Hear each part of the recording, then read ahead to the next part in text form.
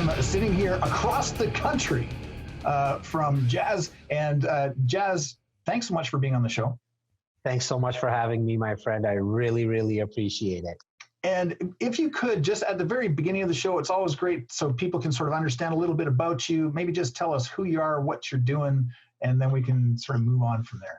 Yeah, so the name is Jas Takhar. I'm born and raised in Toronto, Canada. I run a team of 25 realtors, so I'm in the real estate business here in the greater Toronto area. So for all your listeners and viewers outside the province and outside the country, that's a 75-kilometer radius that my team covers, and that's 25 realtors, as I mentioned, under the Royal LePage banner, which is Canada's largest real estate franchise. And then I have 10 support staff made up of admin and 6 media squad members, where I produce a weekly podcast and approximately 20 to 25 pieces of content daily right across all different platforms that covers real estate content, entrepreneurship content like yourself, as well as leadership content. I don't have a formal education, and so everything that I learned was really through personal education, seminars, books, audiobooks, and then obviously of recent podcasts. And so I thought if I could start a podcast and I could start producing content at mass, speaking about what I like and what I'm passionate about, i.e. real estate and entrepreneurship, I'm just going to sit down with guys and gals in those industries and allow everyone to be kind of a fly on the wall. And I'm proud to say now, after 15 years of being in the real estate business, my team is the #1 team in Royal LePage, Canada. We help a little over 700 buyers, sellers, and investors every year. I like to laugh and say we're an overnight success. It only took us 15 years to get to #1. So that's a little bit about myself. That's awesome. Well, so let's sort of take that back for a second. I mean, you've got let's unpack this part. You said that you've got no education. Formal education. Formal education. Or formal education. And what do you think the thing that you learned the most, or let me rephrase that, of the informal education or the informal education, what is it that mattered most to get you to where you're at today? Well, self-awareness, finding out what that, first of all, not having a formal education was okay. Yeah. I'm of East Indian descent. And so in our community, if you're not either a doctor, lawyer, or engineer, you're generally not successful. Lucky enough, I have 2 older brothers. My eldest brother went to school to become a kinesiologist and then went into personal training, and he's no longer in that industry. My middle brother, very similar to me, just like we liked school, we didn't like class though. If you know what I mean, like we just didn't like. I loved everything about the school, about going to school. Every day, I was pumped to go to school, but it was the social aspect of it. So once my parents understood that about me, they never pushed it on me. The outside community maybe like, oh, okay, your middle son and your youngest son are not that successful because they're not really good in their studies. Like I got to high school, finished high school, and then didn't go past that. And with my my personal education, I really learned that, hey, that's okay. That's okay. There's something that I like. There is this skill that I know I've picked up along the way, and that's connecting with people. So as early as 12 years old, I had my first paper route, learned quickly, hey, I can probably get another paper route if I get somebody to help me. And they'll give me a cut because I kind of brokered the deal for them. Did that for a couple of years. Went into co-op, as a co-op student at a retail store.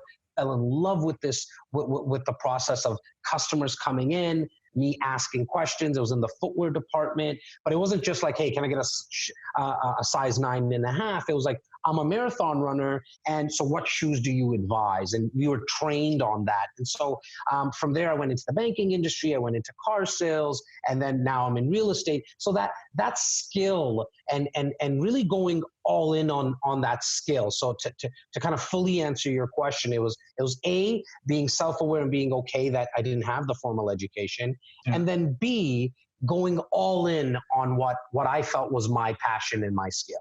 That's awesome. And you said something that I've never heard before, which is great. So you said personal education. So I love this idea of the difference between formal education and personal education, because it really speaks to what you just said, to your passion being, I'm going to learn all I can about this thing. It's not formal. It's not, I'm not going to wear a gown and a cap at the end of this thing.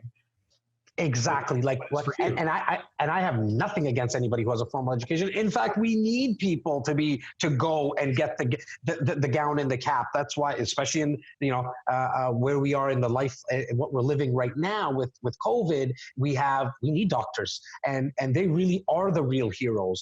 We also need lawyers, and we need engineers. We wouldn't have the bridges and everything else that we have and that we're blessed to have without guys and gals that actually took that step. That just wasn't me. I needed to learn from people, and what I chose was seminars, books, and audiobooks. Yeah, great. So tell me about, the real estate is one thing, right? And that's REC Canada. And so REC Canada is my team name. It's the brand that we use. You'll see it right here. It stands for Real Estate Center. Awesome. And so you've built this team. You guys are crushing it, which is great. What's the word the question I'm trying to ask, I guess, is, you've got all this other media stuff. What made you realize that producing content was an important part of this? Or is it adjunct? Is it like a separate thing? No, great question. It's actually really the top of the funnel for our business. So it allows us to have a platform. We live in a day and age right now where we don't need to use or need the CNBCs or the NBCs and the ABCs or the CBCs, the Globals. So yeah, exactly, right? Where we can now, just as simply as you and I are doing, like I'm on my cell phone, I don't even own a computer, and so I'm able to just literally produce content at my pace and release and speak about what I want to speak about, just like you're doing. And so I figured that, hey, look, it's also free. It doesn't cost anything unless you get into ads. And obviously there's costs with production and the beautiful mic setup that I see that you have in your studio. There's obviously some costs involved in that sense. But I figured that instead of doing the traditional marketing that realtors do, i.e. Like bus shelters, door knocking, cold calling, all skills that a realtor should have when he or she starts. And again, I do not knock anyone else's business model, because you got to start somewhere. Or if you're really good at it and you're passionate about knocking on doors and making phone calls at 7 o'clock at night, go all in. I felt like, you know what, I want to do something a little different, a little off the cuff. And I'm going to start producing content via visual, so video and audio being a podcast, and also the written word. I can't write I can't write an email. It's not my skill. So I decided to hire a copywriter, give him my thoughts, and he puts it into writing and adds a little bit of fluff to it. And it's media, right? Like if you think about when countries go at war, the first thing that one of the countries will try to take over is the media, because once you can control the media, you can control the message that goes out. So rewind, 5 years from today, back in 2015, we were lucky enough to have a radio show on AM 640, which is one of Toronto's largest media outlets via radio. And we just had a lot of developers come to us. We picked up a lot of clients. It got really costly after a while. So for a year, we stopped doing it.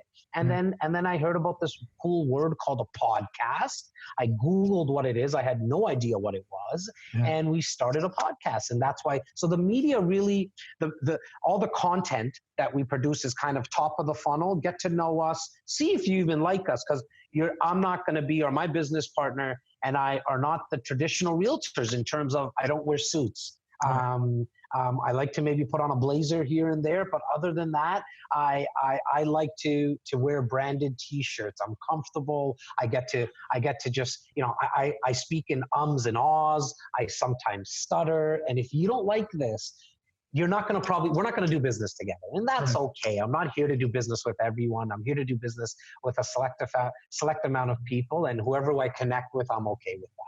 That's awesome. So talk to me about your podcast. And not a shameless plug whatsoever, but what is it called so people can find it? It's called REC Experience. Awesome. And so I've checked out some of these episodes, and I've seen some of your YouTube stuff as well, because you, again, talking about, you produce a lot of content, which is really cool. And it's not just, I don't want to, part of my show is I don't want to pump the tires of the business. That's not what it's about. It's about you, the person. But the fact that you had the foresight to create this channel and, start speaking your truth in these messages, I find fascinating. Yeah, well, I really appreciate that. Thank you. And obviously you liked some of it, otherwise you wouldn't have wanted to do this with me. So I really, really appreciate how much that you did do a little digital deep dive on me. And so, I talk about all things real estate, how to buy, how to sell, how to invest. In fact, that was the first 17 episodes I ran. I got a little bored of it, and I got to be honest, because it was like, how many times am I going to tell someone that you need a lawyer, you need a mortgage broker, you should inspect a home this way. Right. And so I sat back with my team and I said, look, I don't think I can do this for 100 or 1,000 episodes. It's just not who I am.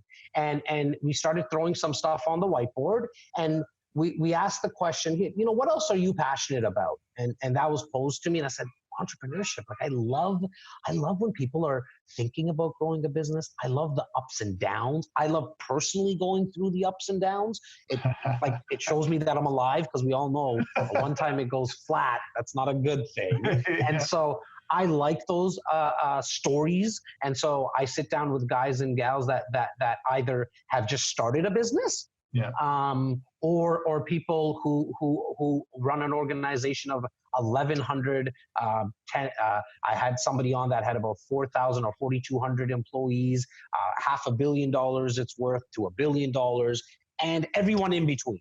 And so that's why the podcast really covers all things real estate, entrepreneurship, and leadership. Amazing. What's the craziest thing you've ever done? I think the craziest thing is when I went from the banking industry.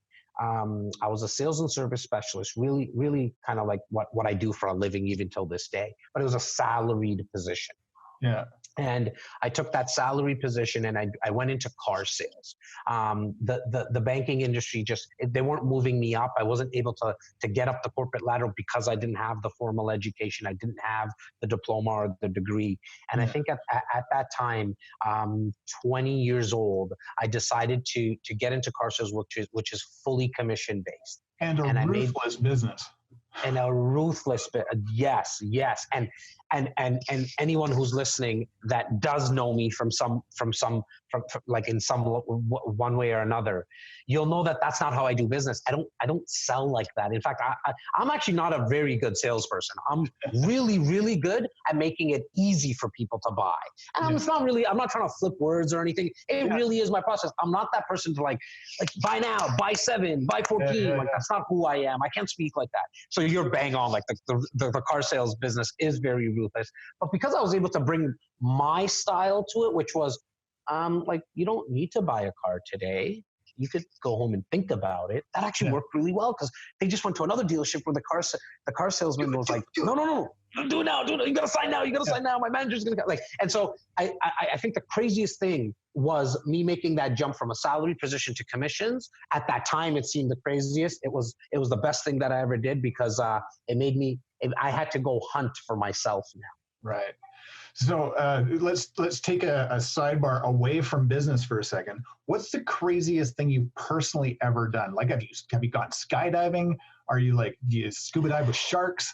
Do you like secretly want to drive a hot air balloon? Like, I think in the car business, so no to those questions. But in the car business, I did get to drive a Formula One car that I was able to take around a track and doing even 100 miles per hour in one of those cars is a thrill that is unbelievable. And so that's probably the craziest thing that I've done from a personal level. But I have thought about skydiving. I just haven't done it. My wife is probably one of the craziest people I know. If I told her to skydive, she would say, let's go sign up right now. Really?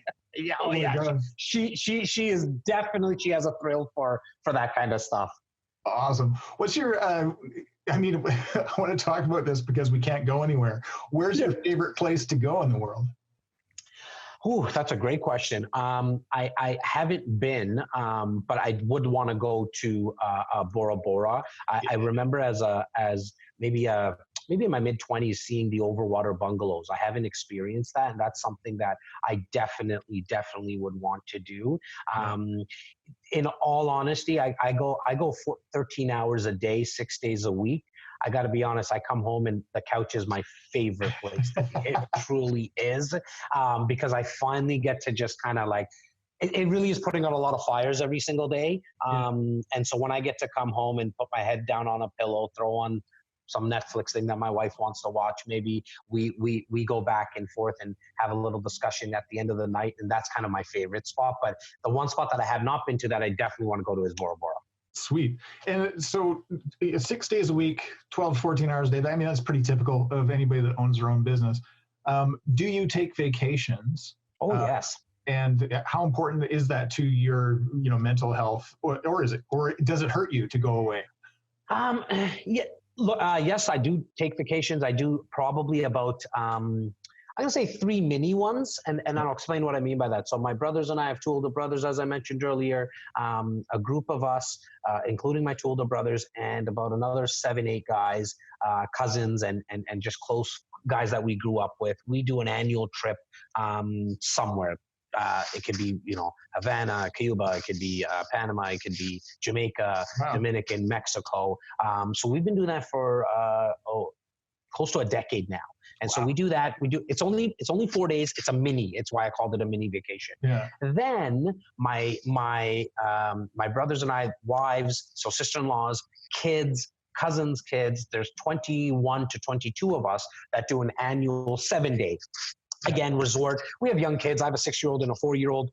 Yeah. My nephews and nieces range from like 7 to like 16. So the nice thing is my 14 to 16-year-old nieces and nephews now have become kind of babysitters, so that's always nice.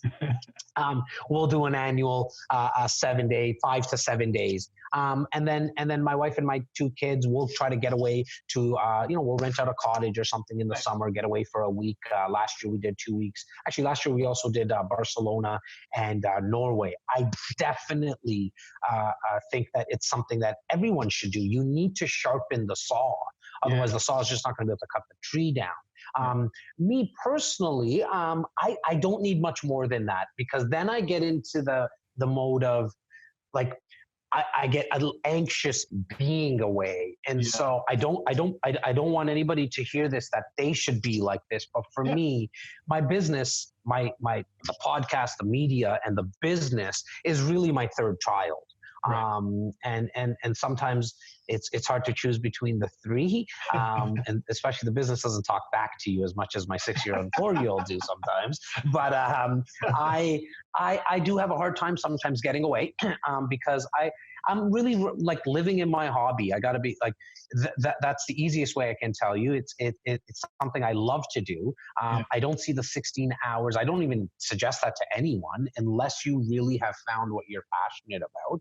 But it's easy for me because it's what gives me my juice. It makes me creative. It's doing this with you right now is something I could do for hours and hours and hours because I truly want to bring value to as much people as I possibly can. That's my big macro goal is kind of leaving a legacy and having someone say, look, man, I never got a chance to meet Jas, but I heard him on a podcast, and the energy that he brought was something that they were attracted to, or they learned even one little nugget that they could take and move the needle in their life. That's awesome. When you go here, so I just got back from Maui. Yep. It's the very first time in my professional career that I've ever not worked on a vacation. Do you work on vacation, or do you just take it off? I generally take it off. Not the first 2 days. First day, or I'm going to say like the first day is tough. But then I'm just checking. Yeah. Especially this last year in 2019, it was really the ones that I have taken off. I'm lucky enough now to have, I spoke about the 25 realtors, but the 10 support staff that I have, a lot of them have really stepped up. And taken a huge step in the right direction where I fully trust them. I give a long leash to anyone who works around me. Like I just fully trust them, essentially from day one. And it's more of them taking away trust with me.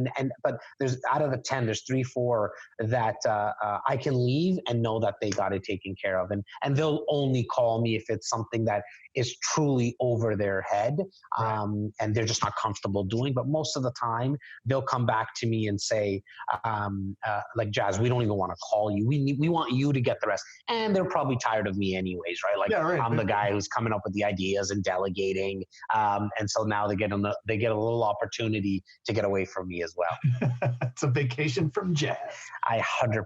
That's awesome. Hey, tell me about life in Toronto right now. When this airs, it'll be a couple weeks down the road. But I want to know sort of what life is like in Toronto right now, business climate wise, and then sort of personal, family wise, like how you guys are managing the new reality we were talking about earlier. Yeah. Zoom. So right now in Toronto, business-wise, we have 150 to 170,000 people coming into this greater Toronto area. That 75-kilometer radius I spoke about year over year. And it's actually slated for the next 10 years. So wow. And when you look at interprovincial migration as well, so, you're going to have approximately 2 million people in this greater Toronto area in the next 10 years. Now, that's amazing. We have, it's one of the most multicultural cities in the world, and our tech sector is blowing up right now. It's creating as many jobs and outpacing, actually, in fact, Silicon Valley. The problem that we have, especially from a real estate perspective, is that we have a lot of people coming in, but we can't build fast enough. And so it takes approximately 10 years from when an application goes in to build a new building to when the shovel actually goes into the ground. Wow. We also have a greenbelt legislation, and there was a piece of legislation that came into effect about 15 years ago that doesn't allow developers to build on certain parcels of land. And so it's really a real estate island here. We have because on the south side, we have the lake. On the northern part of the greater Toronto area, we have this piece of land that's restricted. You can't build on it, which actually makes sense because we need to preserve some land and we need trees and we need forests. And so supply and demand is really a big problem here. We have lots of demand, not enough supply, and that's why values have continuously gone up. Toronto is one of, if not the financial heartbeat, so to speak, of the country because the 5 major banks, 6 major banks head offices are here, the largest schools are here, the largest hospitals are here. So we need more real estate to build, but we don't have the ability to do it fast enough. And this is by no means any type of political rant. It's not who I am, but there's just a lot of red tape for developers to build. And so from a business perspective, it's been very, very healthy. It's a place that a lot of people want to come to work because there's a lot of jobs. We don't manufacture anything really in Toronto, nothing of significance, but it's really service-based. And so because of all the service industries being here, this is why there's so much job creation and so much employment. Our vacancy rate, like for every place that goes up, the vacancy rate is 1% right now. And so we actually have multiple offers on people that are looking for places to rent. Now, when it comes to the climate in terms of COVID and how my family and personally we're dealing with it, we're making the best out of it. We go for kind of a morning walk in the morning with the two kids, my wife and I, kind of clear our heads a little bit, try to talk about what's going on. And it's funny, right? For anybody who has kids, that if you ever want to get into a conversation that really doesn't have any significance in terms of like what's going on, it's kids. And I love it because my kids don't care about anything that's going on outside this world right now. It's all about them. So today, my 4-year-old, it was all about why he can't chew gum. And the conversation was for 30 minutes about why can't I eat gum? I see adults eat gum all the time. And the 6-year-old's like, why do we got to brush our teeth like 2 times a day? Why is it 2 times a day? And those are the conversations we're having where it allows you not to live in somewhat of the negative news that is now become kind of daily, right? Sure. And we're hearing a lot about it, but taking time to do a lot of Zoom conferencing and video conferencing with people that I haven't had the opportunity to do it with for a lot. And like my parents, for example, I've spoken to my parents more often than I did pre all this happening, right? Because now I'm checking up on them. I want to make sure they're good. Right. And now we have a little bit more extra time. Yeah. Oh, that's great. Yeah. Speaking of life, what's like one of the most defining moments in your life that sort of left a mark and sort of has made you who you are today? It's actually a very recent time. About 3 years ago, my mentor, my business partner, so there was 3 business partners, and really like my third big older brother, him and I, he took me under his wing 13 years ago, and he passed away. He passed away at a very young age, 54. Yeah, thank you. 54 years of age, and he passed away tragically, and that really changed the course of my life, because about 3 days before him passing away, he looked at me, and we were running an event. We had probably about 100 people at our office.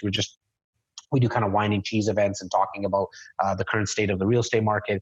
And he looked at me, and he was really the face of the brand and the company. He said, Jas, like, it's been 13 years, dude. Like, you got to be doing this. And I looked over at him and I said, Simon, where are you going? Like, why do I need to do this part? Let me do my role. I'm doing really well in my role. The machine is humming. It's, we're doing the most business that we've ever done. 2 days later, he passes away. And then 3 weeks, within a 3-week span of him passing away, we lost some clients, some major clients. And I was I looked over, I was sitting in my office. I saw a banker's box just with files on it. And up at the top, I saw a picture of my 2 boys, and I said, I don't even need this banker's box to take home. I literally just need to take this picture. I'm done. Like, I'm not doing this anymore. Like 3 weeks, when I was beat down already, now I got kicked while I'm down like 4 or 5 times. What do I need this for? I'm going to do something else. I'll go get a job, and I'm done.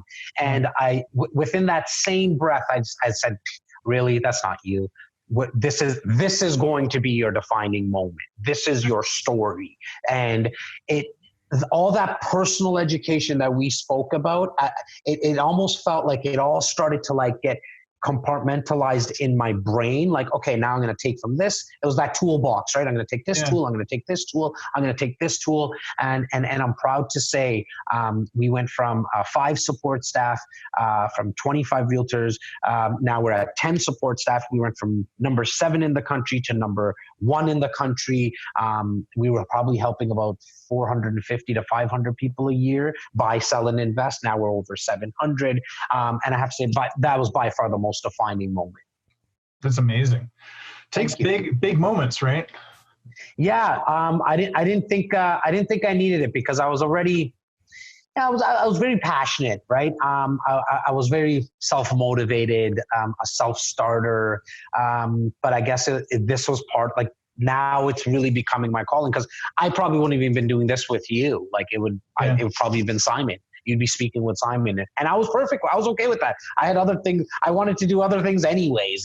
And so now it definitely was a defining moment, right? Because now it's me sitting here and having this conversation with you. Yeah, that's awesome. Hey, I want to, while I'm thinking about it, I want to give a shout out to your people. In particular, I want to give a shout out to Luke, who's an amazing piece of your team, part of your team. Thank you for that. I mean, he's going to love it. Luke Leasing, 19 years old. Right? Like, so your listeners are going to love this story. He calls me up 3 months ago. He says, Jas, did some digital deep dive on you, like checked your socials and all this. And I really think, like, I would love to meet with you. I said, great. I go, are you a realtor? Are you licensed? He says, yeah, I'm licensed. And I go, how long have you been licensed for? He goes, 6 months. I go, okay, how many deals have you done? He's like, I haven't written a deal yet. I'm like, okay, that's okay. I go, but here's the thing. The value that I like to bring to people, I do not want to over promise and under deliver. Right now, I do think you should be with some, like, let me give you a couple of other names, and you should sit with them, because they're going to be able to give you, like, they're going to be able to hold your hand a little bit more. And that's what you need. Yeah. And let's talk in a year or two. And he says, he doesn't hang up the phone. He says, no, you really need to meet with me. And I pause. And I'm like, this 19-year-old kid, where does he get the bravado from to speak like that? And I'm just like, okay, kid, come on in and choose here's a link to my calendar. Pick whatever day you want. Yeah. That was a Friday. I still remember. He picks the Monday morning 9 a.m. slot that happened to be still open. He comes in and we've never looked back. He's just he's a sponge. He always wants to learn. He wants to try new things. Yeah. And he's willing. And he asked me a couple of days ago via text, hey, Jas, like, what do you think one of my biggest strengths are? I said, you're coachable, man. Like, you're willing to learn. And that's really hard to come by. People who are 60, 70, they're still not coachable, right? And guys, and sometimes not all millennials are like that, contrary to a lot of people's belief that millennials are lazy. That's just not true. They just learn differently, and they think a little differently, and he's coachable. And so I think that's one of the most things that are like that I like to watch about him, that he's so coachable. That's great. Oh, I'm pumped, because he certainly made an impression. And awesome. Yeah. Shout out to Luke. Yeah. Okay, so and there's so much in this podcast already, but this is the part of the show where I like to sort of reach into your brain and inspire others. And maybe it's a Luke, maybe it's somebody else, but I call them the rebels in waiting. These are the people who are, maybe stuck in the cubicle, or maybe they're doing salary and they want to start something different, or they have a big, crazy idea. What advice would you give to them to help them accomplish that? Take the leap of faith. Take action. Start small. You don't need to see the whole staircase. Just take that first step. It might be making a phone call to somebody in an industry that you're looking into doing. So, for example, if you wanted to be a fashion designer, and it just seems so hard and overwhelming and daunting, how about working for somebody on the side, couple of hours a week, an hour a week on a Saturday, getting them coffee, calling the biggest fashion designer in your city and saying, hey, do you mind if I can just bring you coffee? I just want to learn. I want to be a fly on the wall in conversations that you're maybe having, and I just want to help and get coffee. So taking that first step and just getting started.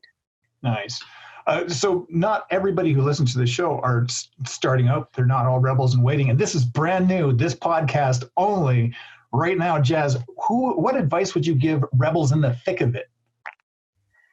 Keep going. Understand that that it's meant to be hard. If it was easy, everybody would do it. Yeah. And so if you're in the thick of it and you're having problems, especially in hard economic times, know that most millionaires and billionaires, if the money is what you're driven by, and there's nothing wrong with that, then understand that most of them came out of hard times, recessions and depressions. Yeah. And so understand that if it's hard, it's meant to be hard.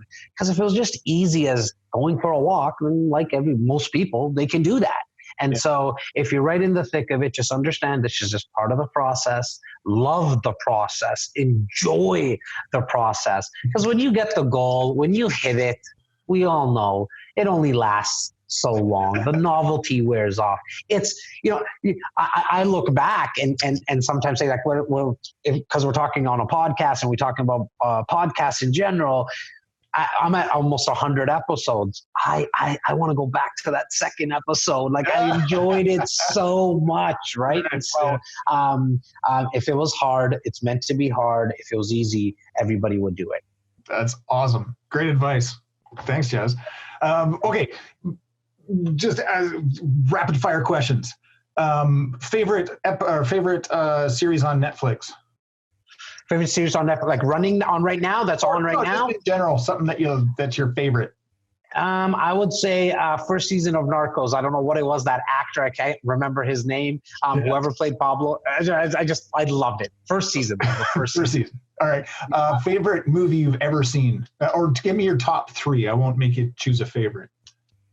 Scarface, The Godfather, and Dumb and Dumber. Opposite ends of a spectrum. Yes. Yeah. Dumb and Dumber I can still watch.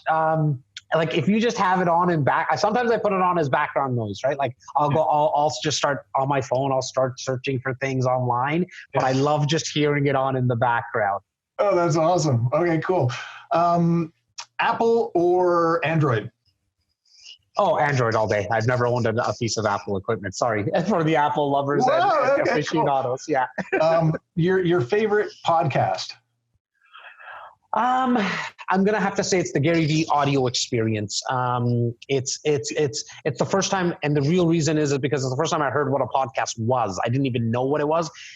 One of his Instagram videos, it was his Instagram video. I clicked on it. I said, "What is this podcast thing?" And so ever since then, and then I had him on my podcast. He used my episode on his, and it really was one of the. It's one of the ones that I listen to on a regular basis. That's awesome. How cool is that? All right. What is the nickname you wish you had in high school? The one that I had, it was JT Money. I don't know where it came from, to be honest with you. JT, obviously, Jas Takhar. That's easy. But I was always the kid that had money, right? I always found odd jobs to work at. I liked it. I liked the thought of, okay, I work and then I get money and then I can buy whatever I want. And make use of it. And so at high school, not a lot of people have money. Not like that I had hundreds of thousands of dollars or anything by any stretch of the means. But I always had some disposable income. Your beverage of choice? Root beer all day long. My favorite. Yeah, A&W specifically. That's my go-to. I don't know if it had something to do with maybe knowing that my brothers weren't going to drink it. And if I asked for it, it was the one that they weren't going to touch. Even my cousins, I'm thinking about, like, everyone, this regular Coke, Diet Coke, or whatever it is, Sprite, ginger ale, but root beer all day long. Amazing. All right. Last question. Your favorite fictional character?